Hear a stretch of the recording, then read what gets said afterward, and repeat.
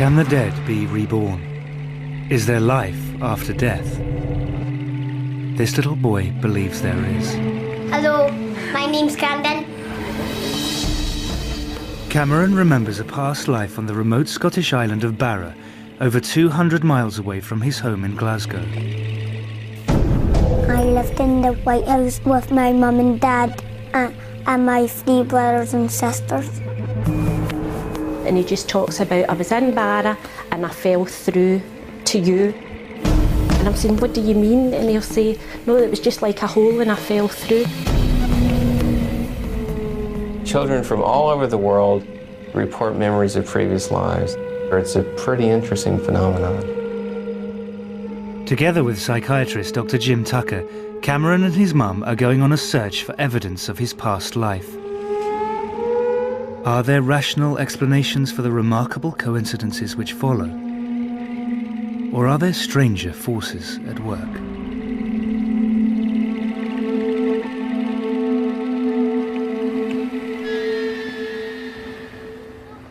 Norma Macauley is a single mum who lives in Glasgow with her 2 young sons. Well, I've got 2 boys, lovely boys, not even if I say so myself. I've got Martin, who's 6, and I've got Cameron, who's 5. Since Cameron first started to talk, he has described life as a child on Barra, a remote island in Scotland's Outer Hebrides. I lived in the White House with my mum and dad and my 3 brothers and sisters. From the age of 2, Cameron has been telling his family the same story. As he's grown older, the story hasn't changed. It's just become more detailed. Norma could not understand how Cameron knew about Barra, let alone have such clear memories of life on the island. At first I just thought, oh, he's making things up. And then I was thinking, how does he know the name Barra? Why is it Barra where none of us have been or have any connection with? Barra lies off the western coast of Scotland, 220 miles from Glasgow. It can only be reached by a lengthy sea journey or an hour-long flight. It's a tiny, distant outpost of the British Isles and is home to just over 1,000 people.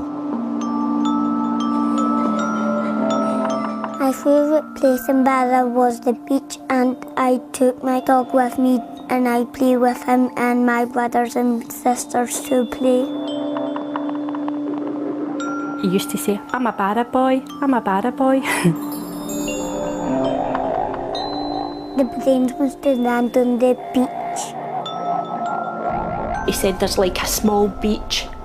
He says, and like small planes and they land on the beach. At Barra is loads of place to run around, but here is not a lot because the houses are near each other.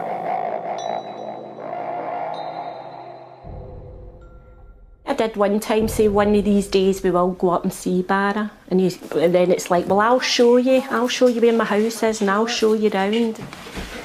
Will we see your Barra dad? No. Why not? Because he's dead. He's dead. He says, my real Barra dad didn't look left and right. My Barra dad got knocked down. Cameron even claims to know his Barra dad's name. Shane Robertson. Shane Robertson? Yes. So who was Shane Robertson again? My Barra dad. My Barra dad. Was that fast?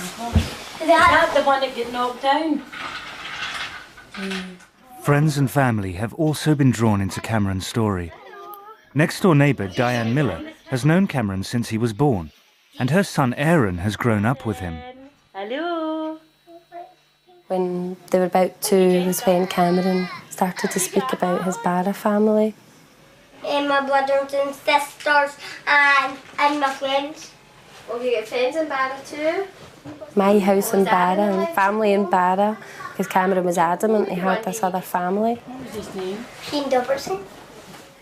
And he would tell you over and over again, so you know he wasn't just making it up there and then. And he got knocked over by a car. Cameron's uncle, Ian Watson, initially dismissed his nephew's stories as fantasy, but as time passed, they became harder to explain away. It's just the fact that he's just consistent in, you know, the things that he's saying and the story that he keeps coming up with. And over the 3 years, he's never wavered from it. If you look at his face when he's telling you these things, he believes they're true. My dad and mum had long hair and she got cut short. He'll say, I was with my Barra mum before you had me, before I came to this family. And he just keeps saying to me, you'll really like her, she's really nice. One time I said to him, joking, do you love me or your Barra mum? And he says, I love you both the same. I thought he would have said me, but he never. Cameron's growing emotional attachment to his Barra mum concerned Norma. He began to miss her so badly that he started to suffer genuine distress. One day when he was at the nursery, he got quite upset. He was saying rather than me picking him up that day, he wanted his Barra mum to come and get him. And the big tears were running down his face and he just kept saying, I have to go to Barra, I have to go to Barra, my family are missing me. How do you deal with that? What do you do? What do you say to him?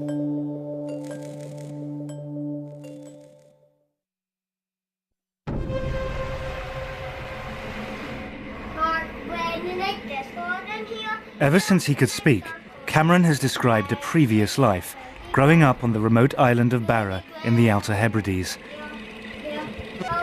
Cameron is desperate to visit Barra, but Norma, his mum, wants to find out if there is a rational explanation for his unusual memories.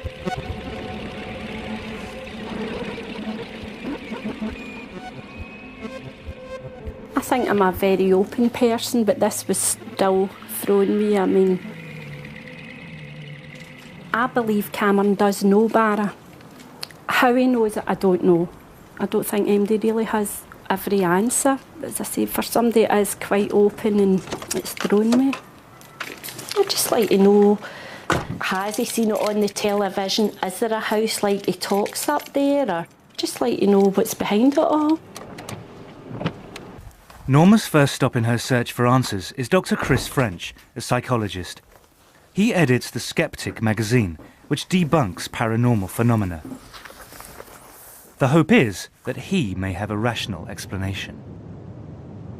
You can get situations where I would bet my bottom dollar that what we're dealing with are false memories. I mean, kids have fantastic imaginations, as I'm sure you're aware. Obviously, these days, you know, we've got lots of TV programmes, lots of TV channels, we've got the internet. Yeah. Is there any possibility, do you think, that he might have, say, seen something on TV at some point, some programme that I'm not saying it's not possible, but I've never seen Barra on the television. I'm trying to think of times that Cameron would be watching programmes without me, or just like that sort of programme, but not to my knowledge. But I mean, it is possible there was someone who told Cameron stories about life on the island of Barra and then moved away. Well, I know everybody kind of round about, and as I say, especially the fact that Martin and Cameron are so close in age, so why doesn't Martin know all this? Again, I mean, it may be that... I'm just saying that I take your point entirely. I take yours, but I'm just saying, I'd be more than practically 100% say, but there's nobody been told about Barra. I've asked my family. None of us know even anybody. It comes from Barra, been to Barra. But it may not be coming from your family. Yeah. You're either dealing with a situation where he has picked up the information through normal sources, or maybe, just maybe, you know, there's something kind of much more interesting and challenging going on here. Norma leaves Chris with more questions than answers. Could it be that Cameron's elaborate story is no more than a fantasy? Norma's next step is a visit to Karen Majors, an educational psychologist whose speciality is children and their fantasy lives. Pleased to meet you. And you. Cameron's mum. It's really interesting. Basically, how Cameron describes his world really seems to me quite different from how children with imaginary friends and imaginary worlds describe their experiences. He's saying it's real, and even very young children with imaginary friends will say they're only pretend, you know, or they'll call them my invisible friends. Children who have imaginary creations feel in control of those imaginary creations, so they can determine what's going to happen in that world, and it really feels like Cameron isn't able to direct what's going there at all. There is a consistent pattern, and Cameron's experiences don't really fit into that pattern, so I think it's about exploring other possible interpretations about how to understand Cameron's experience. Karen's conclusion reinforces Norma's belief that Cameron's descriptions of life on Barra are unusual. They set him apart from other children who construct imaginary worlds because he believes that they are real. But he is not alone. In the past 40 years, there have been reports of over 2,500 children who claim to have memories of another life. At the University of Virginia, a department has been set up to investigate these stories. Psychiatrist Dr. Jim Tucker is the director of research. So this is a worldwide phenomenon.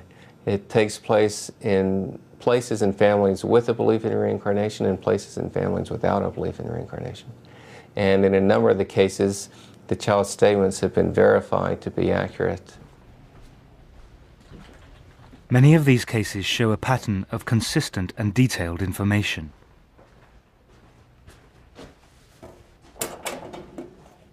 The children will usually start talking about these memories at a very early age, usually 2 or 3. Some of them talk about them matter-of-factly, but other children use great emotion in describing these things and will often long for the previous family. Jim records the child's memories and investigates whether there might be a connection to an actual person who has lived before. Many of the cases seem to defy simple, rational explanation. One of Dr. Tucker's most celebrated cases was a boy he investigated from the Midwest of America. This is a very interesting case of a boy who had memories of being his grandfather. And he said that God gives you a card to come back, and I guess this is a drawing of the card that he did. Gus Taylor is the child who drew that card. Since he was a toddler, he has believed that in a past life, he was his own grandfather. Gus is now 10 years old. When he was about 1.5, I was changing his diaper on his changing table, and he all of a sudden just looked at me and said, "You know, when I was your age, I used to change your diaper." And I went, whoa, this is weird. Gus was named for his grandfather, and his full name is August. His grandfather had died the year before he was born, so he really didn't, he never got to know his grandfather. But he would insist that he was Grandpa Augie. If we were referring to Grandpa Augie, he would just say, "You mean me?" You know, he was just very adamant, like, we should know that he is Grandpa Augie. Where's me? There. There. Where's me again? See if you can find me somewhere else. Gus was 4 when Ron was given an old family album. To his parents' astonishment, Gus was able to point out his grandfather in an old school photograph. He also correctly identified this as the first car that his grandfather ever owned. He showed me a picture, and then I said, that was my first car. And then my dad was like, that's weird, because the car was Grandpa Augie's first car. So it was all scary. Kathy and Ron were intrigued by their son's ability to identify his grandfather in photos. But one day, Gus told them something that turned their intrigue to shock. Gus and I were chatting, and he started saying something about Grandpa Augie, which wasn't unusual. And I said to him, when you were Grandpa Augie, did you have any sisters or brothers? He said, well, I had a sister, but she died. And so that sort of caught my attention because, you know, we haven't had any deaths in the family. And he said, well, she died. And I just sort of looked at him and he said, yeah, she turned to a fish. She died, some bad guys. I just was flabbergasted. I really was just I was speechless. because I just couldn't understand how he would know anything about that. Apparently what happened was his aunt was murdered, and her body was dumped into the San Francisco Bay. There was no way he could know anything about her circumstances and how she died, because it was never discussed, and was barely discussed with me, with him, in my family. To hear my son, who didn't know my father, didn't know his aunt who was murdered, speak about this, and because that's when I just went, there's something going on here that I just don't understand. For many in the West, reincarnation is an alien idea.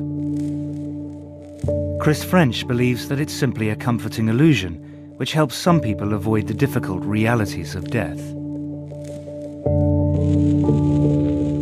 On the one hand, you've got science that says, once you die, that's it, that's the end, nothing else.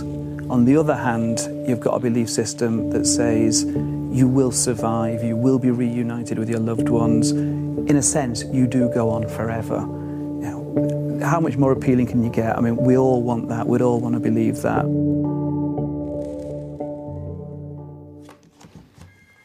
For Kathy Taylor, her son Gus's belief that he was his own grandfather reborn went totally against her own religious upbringing.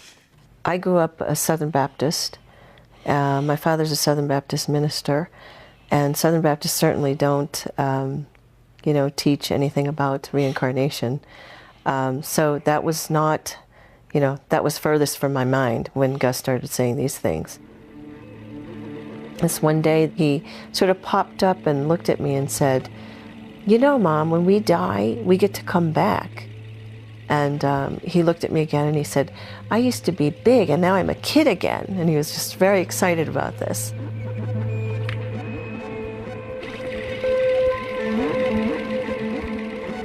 He said that God gave him a ticket.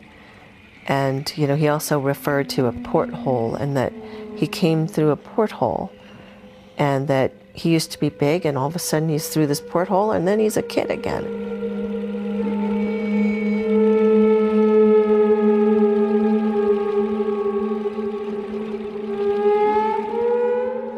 Curiously, the description of the rebirth given by Gus in America has strong parallels with Cameron's account in Scotland.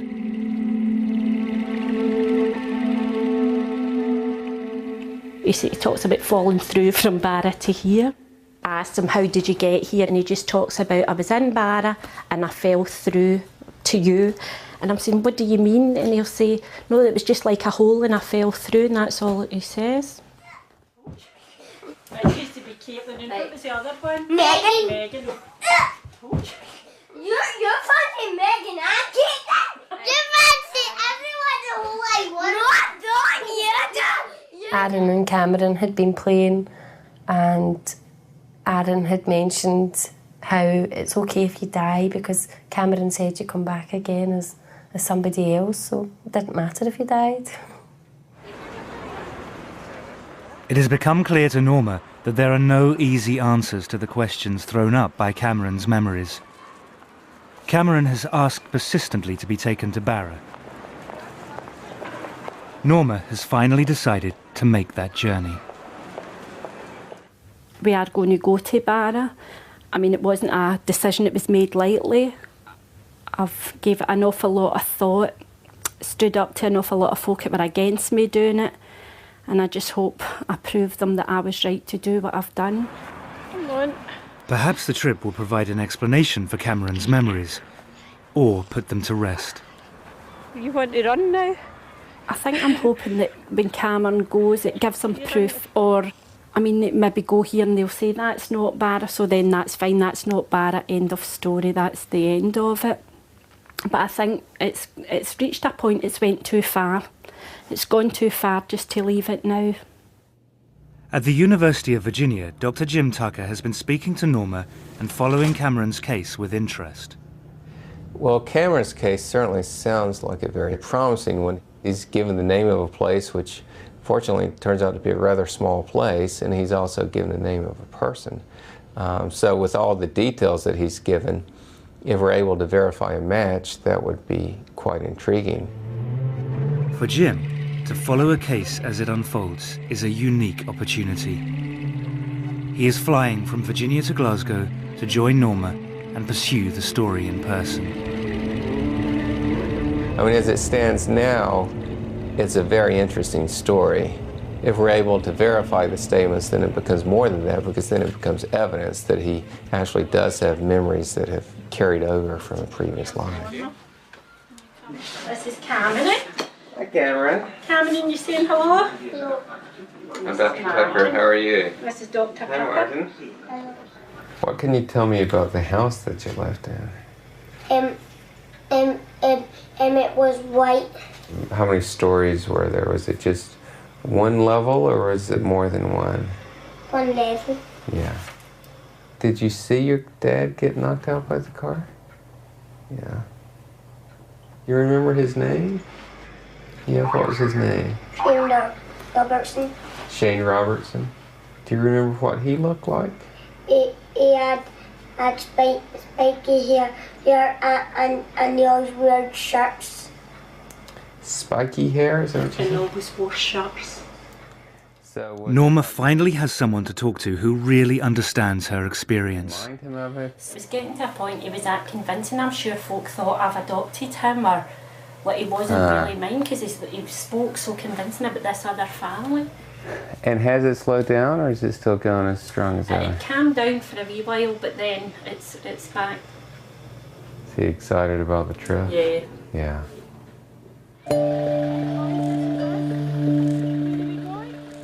After 3 years of listening to Cameron's descriptions of life on a remote island, Norma and Martin are taking him on a journey of another lifetime. How's he going to react? What if he gets upset? What if we go and these things are there, how he's described? Cameron is finally going to visit the place that he calls home.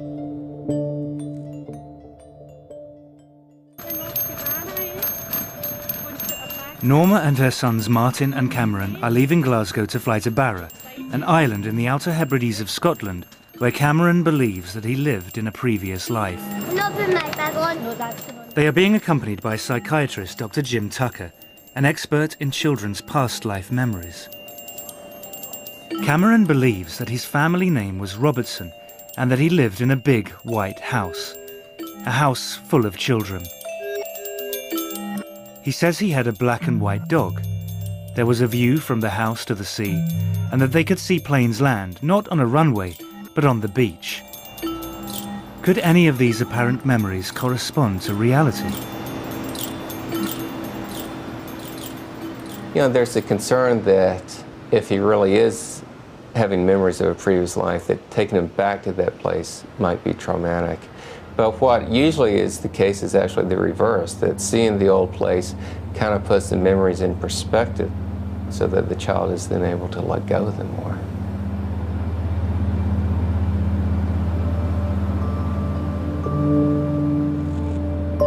The planes must have landed on the beach.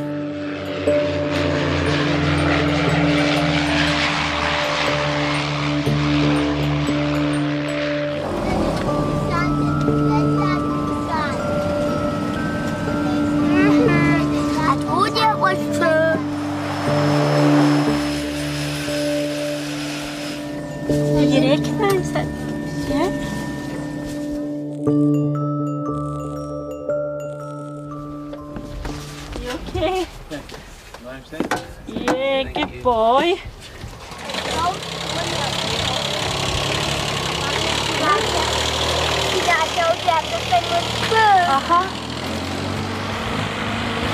It's just after saying I told you it was all true. Feel happy to be here? Yeah. It looks nice here. It's nice here. It does. They go into the airport to collect their bags. I know that quite faint with that one. He was saying he used to go over that bit over there, and when they used to see the rainbows, they used to try and jump up and get them. They're too high, aren't they? Well, we're certainly off to a good start. I mean, he feels that he recognizes the place. He said to his brother, I told you it was true, and he's very excited about being here. Mommy, I must always come down to this bit and I must play at the beach. Did you? You'll be able to show me, won't you? Very exciting. If we can verify his statements, it'll be a great case. Looks like a place that doesn't change too rapidly, so hopefully he'll be able to recognize some things. Feel happy to be back. Feel happy to be back, do you? You look happy to be back. Leaving the airport, they board the bus to drive to the hotel, and they get their first look at the island. Mommy, well, you might see it's in our house on the way. I know, we're trying to see if we can see it. You know what? I know the person who lives there, but... You know the person that lived there? But I can't remember. Oh, no. Oh, Mommy, it's hard to get to that bit. Is it hard to get out? Because then you'd have to try and swim back.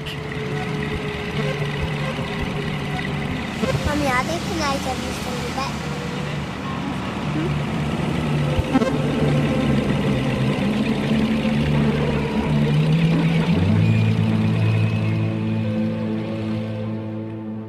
Cameron, don't jump about the bed.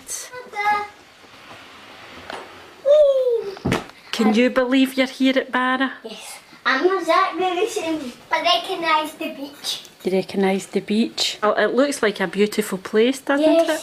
Yes. So what do you want to do tomorrow when we're... And go to the beach. Go down to the beach? Yes, and I'll show you, and I'll show you what I did. Show me what you used to do.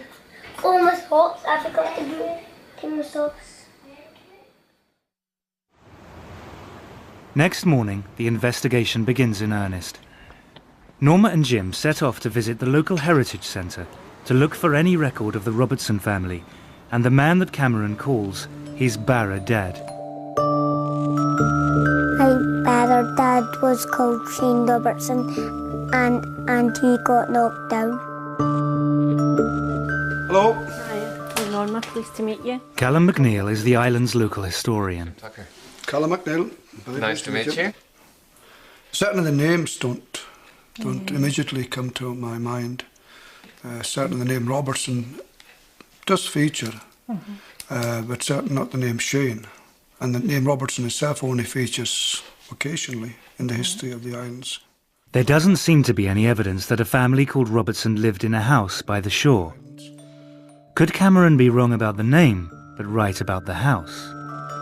I could see the beach when I looked out the window, and sometimes my brothers and sisters could go by themselves, and I looked out my window, see the planes land on the beach.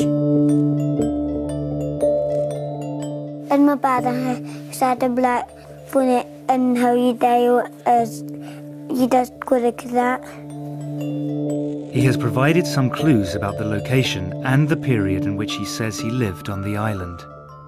Since he's talked about the planes landing and talked about phones, what sort of era would that put him in? More than likely after the war. More than likely after the war. And since he's talked about the plane landing and seeing that, we're probably thinking of a family toward the north end. Oh, yes, I would say so. If the to and fro of aircraft from the beaches featuring highly, that would indicate the north end of the island. It's not much to go on, but they set out on a trail back to the north end of the island.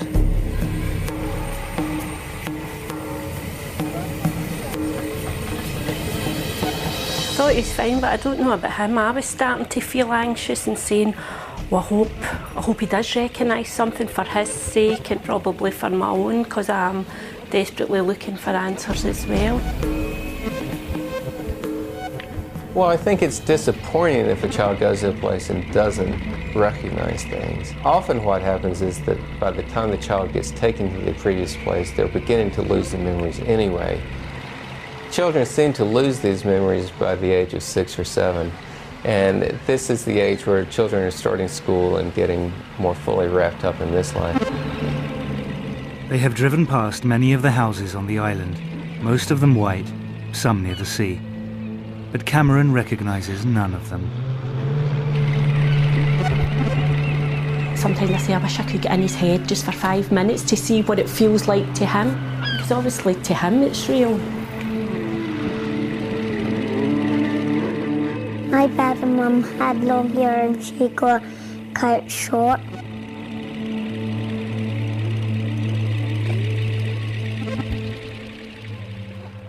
Later that day, they go for a walk on the beach. The adults may be disappointed, but Cameron is happy just being on the island. He's delirious about being here, and at one point he actually said to me, "Is my face shiny? Is it red? Is it shiny? I'm just so happy." He keeps saying to Martin, "See, I told you, it's not lies, it's true, we're really here, it's real." Apart from the planes that land on the beach, there has been no other link between Cameron's memory and the island. I actually spoke to him this morning and saying to him that if he doesn't remember things, it's okay to say he doesn't remember, because I'm worried that he feels pressured into saying things, and he's saying no. There is no white house above rock pools with a view of the beach where the planes land. No black and white dog. No family Robertson. They return to the hotel. The trail has gone cold.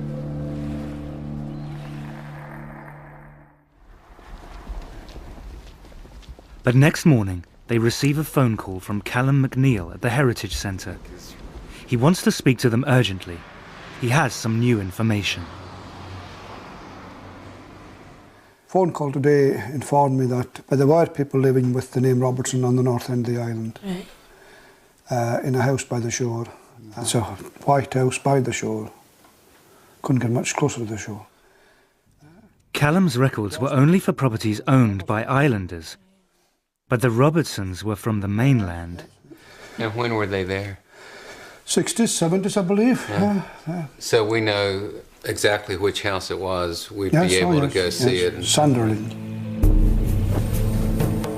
Directions to the house take them down a different road to the ones they had been searching before. Jim and Norma don't tell Cameron where they're going. They don't want to influence his reaction or disappoint him. They follow a small coastal track. The house comes into view as they turn the final corner.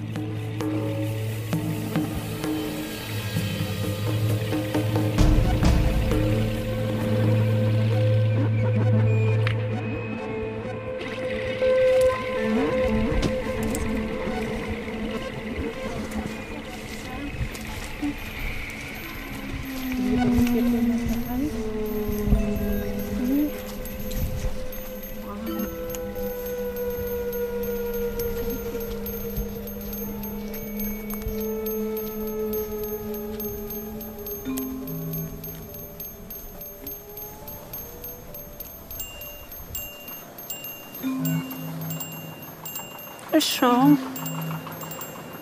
A wee bit. You alright? Is this your house? Don't you get sad? Is this your house? Yeah? It's okay. What's wrong? You're getting a wee bit upset. How? It's okay. Does it make me feel a wee bit sad? The usually chatty Cameron has become strangely subdued.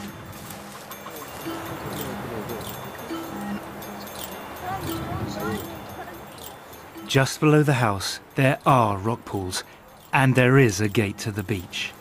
There's a gate round there. They said that was the secret way. They called it the secret way onto the house.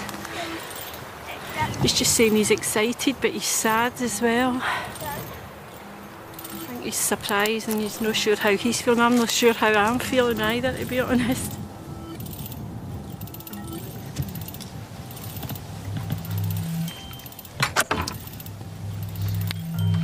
Can we come in?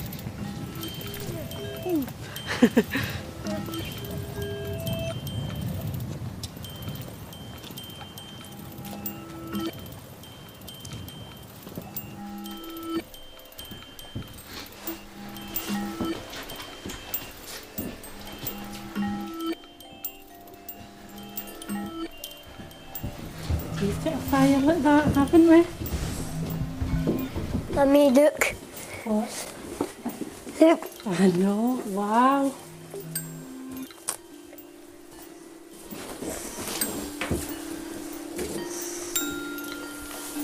You okay? Although much of the furniture and decor is recent, some of the features of the house, like the open fire, have remained unchanged for decades.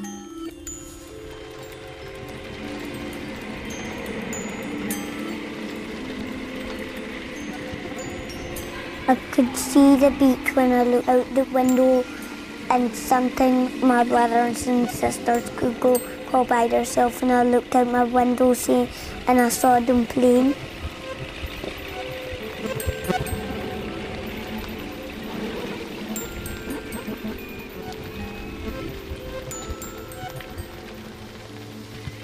The girls were in this room? Yes. And the boys were in the other room? Yes.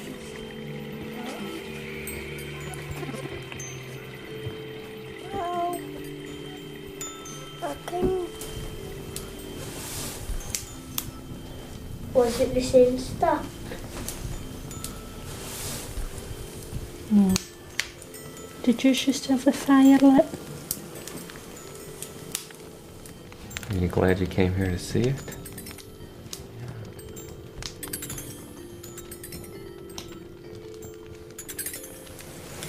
Did you think your Barra mum was going to still be here? Eh? No.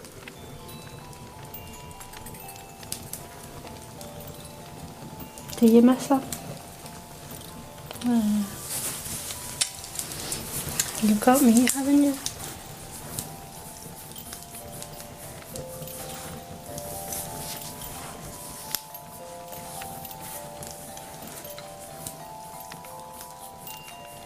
You about ready to go back home now? Yeah, get on the plane and fly home.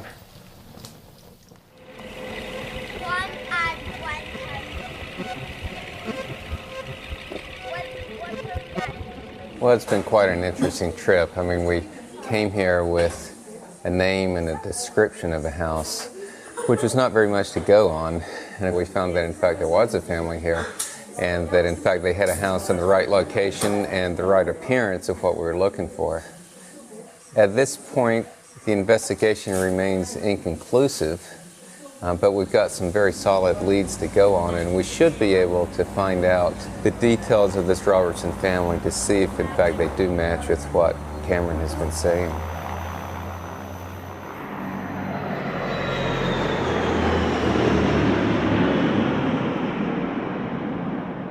Back in Glasgow, Norma has arranged a meeting with Ruth Borum, a genealogist who has investigated the Robertson family history for her. She has found that the Robertsons came from Glasgow and that they owned the house on Barra for more than 20 years. She has traced a Gilly Robertson, who still lives in Scotland. But you don't know when and you don't know the surname. And I've been able to find a phone number and an address for Gillian and her husband. Gilly Robertson would have been a child holidaying in the house on Barra at the same time as Cameron believes that he lived there. I can pass that on to you, and so would we be allowed to contact her? Her address and phone number is in the BT phone book, so it's public knowledge. So that would certainly be a possibility. And she fits with the right sort of age. Yes, she had two brothers and a daughter. Wow. Norma now has a name and telephone number for a living member of the Robertson family. The search for answers is nearing its conclusion.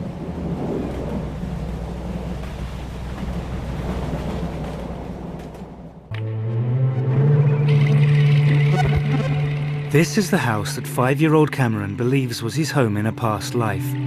He believes that he lived here with his family, the Robertsons. The house, which exactly fits Cameron's description, was once actually owned by a Robertson family who spent their summers here in the 60s and 70s. Cameron's mum, Norma, has traced Jilly, one of the Robertsons, and arranged to visit her. But now, back in Glasgow, Cameron's reaction to the news comes as a shock.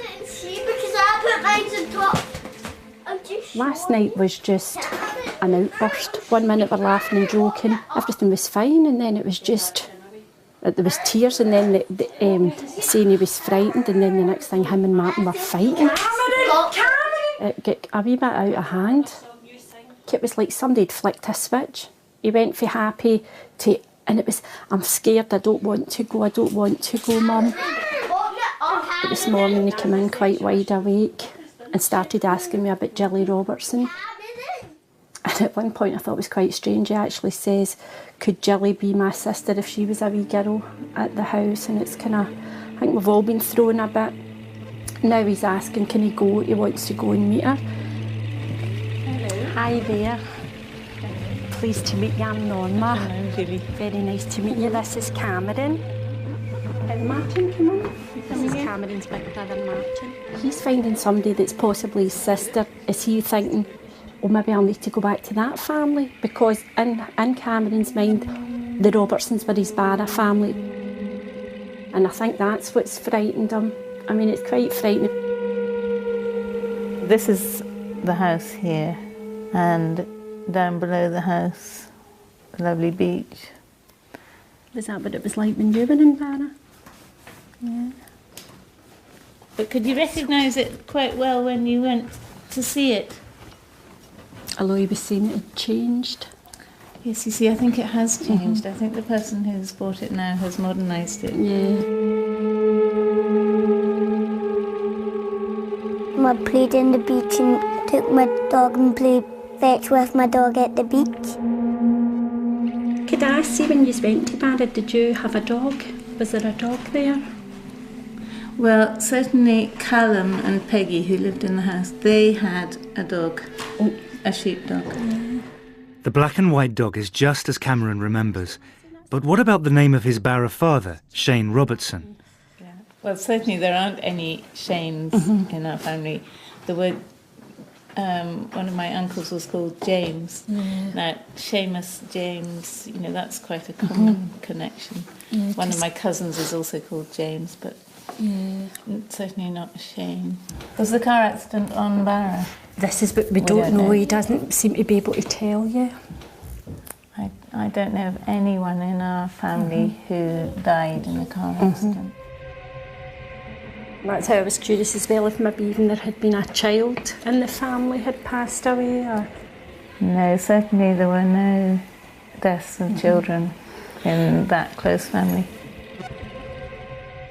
So while many parts of Cameron's memory fit with extraordinary precision, others do not.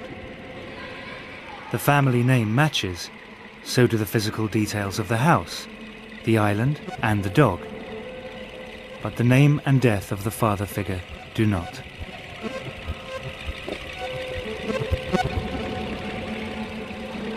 First I thought, I'm going to be disappointed if it doesn't make sense. And then there's a part of me, I think it would have been too freaky if everything was 100%. A lot of the things tie in and match up, seem to match up perfectly, where there's other things just don't fit in at all. But I look at it as, if I'm describing my past or trying to tell you things, there's things I would probably remember and tell you spot on, and there's other things, if my sister was telling the same story, it would be different. I just think there's been more things tied in than didn't. If these, in fact, were past life memories, then we have to look at the question of why some of them were correct and some weren't.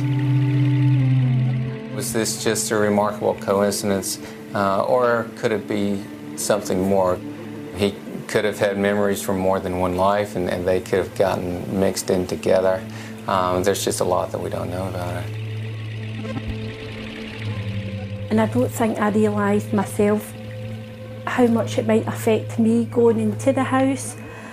I mean, for a split, it actually felt as if I could be physically sick. It was, I don't know, and then there was the worry, what if all these memories come flooding back to Cameron and upset him? And then also I was thinking, what if he has had another mum? He certainly responded to the house in a way that made it seem that this was a special place for him. He may have had some memories and emotions that somehow existed on this island beforehand in another life and then somehow carried over to him.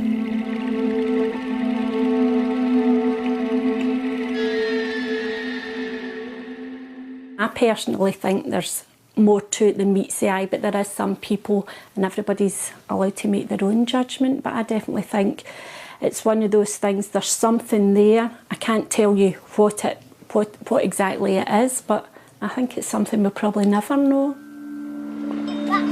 In the end, there are no tidy answers.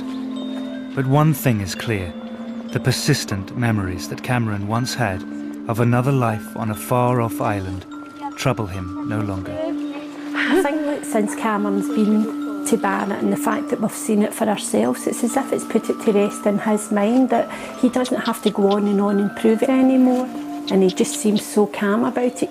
Before it was, everything was hyper and jumping about, and where it's like, yes, I was at Barra, I seen my house. It's just so calm now, it's quite unbelievable the change. And the new series of Extraordinary People continues next week with Derek, who can't see and has the IQ of a 4-year-old, but when he sits at a piano, he becomes a musical genius. That's next Monday at 9.